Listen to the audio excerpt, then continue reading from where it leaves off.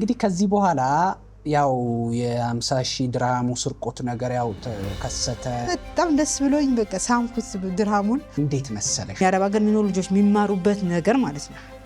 ስላሳዩን ብቻ አንለምድ። እንደው ዝም ብሎ ለማለት ያህል አይደለም። እውነት ለመናገር የነሱ አልጋ ለማንጠፍ በጣም ጥበብ ይጠይቃል። ፓስፖርት ሳይኖርሽ ነው እሷ ጋር የገባሽ? ፓስፖርት ያገኘሽበት አጋጣሚ እንዴት ነው?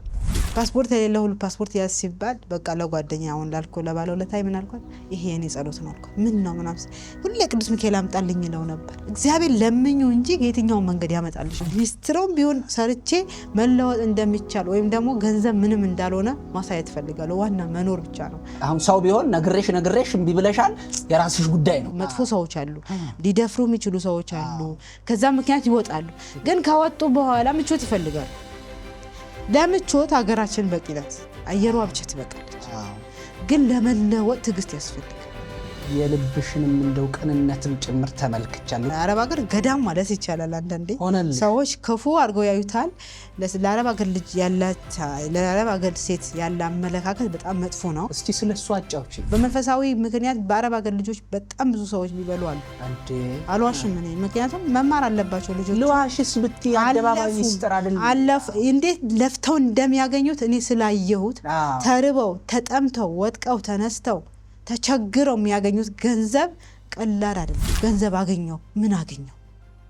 ምን ለህይወቴ ምን ሰራው? ወይስ ምን ያክል ደስተኛ ሆንኩኝ? አይደለሁም። ገንዘቡን ሳገኘው ደስተኛ አይደለም።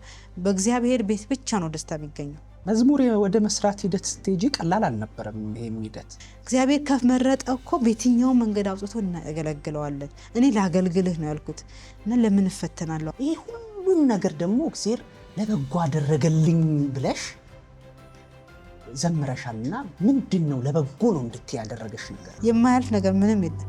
ሁሉም ማለፉ ያስለቅሰኛል። እኔ በተኛውበት እንባዬ ይወርዳል። ማለት እግዚአብሔር ለካ ታሪክ ይለውጣል። እናቴ ናት ስለምትያት ባለውለታሽ እንድታነሽልኝ ስለፈለኩ በቃ ዝም ብሎ ያለ ምክንያት ዋጋ የሚከፍሉልኝ ሰዎች አሉ። በክርስትና ስሟ ወለተ ማርያም ስለምትባለው ሴት እስቲ ንገሪኝ። እሷ ናት የዳረች። እንግዲህ አሁን ወደ ባለቤትሽ ልመጣ። እንግዲህ ባል መንግስት መት አይወርስም። በስርዓተ ተክሊል ጋብቻ ስለፈጸማቸው ባልና ሚስት አንድ አካል ናቸው፣ ግን እግዚአብሔር ያዘጋጃል። መቼ ነው ፍቅር የጀመራችሁ? ደብዳቤ ጻፈልኝ እዛ ሆኜ ማለት ነው። ላስብበት አልኩት። ረጅም ቆየ። አስቢበት የሰነበትሽውን ነገር ላስብበት። ያ እሴት ነገር እንዴ ወግማ አይቀርም።